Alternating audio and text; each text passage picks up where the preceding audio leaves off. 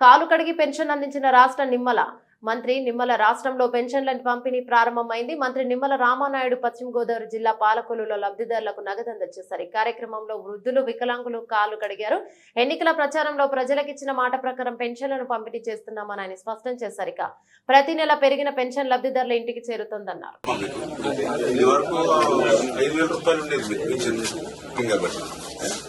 మేము బాధపడకమ్మా, మేము అండగా ఉంటాం, తోడుగా ఉంటాం, మీకు ఇబ్బంది లేదు.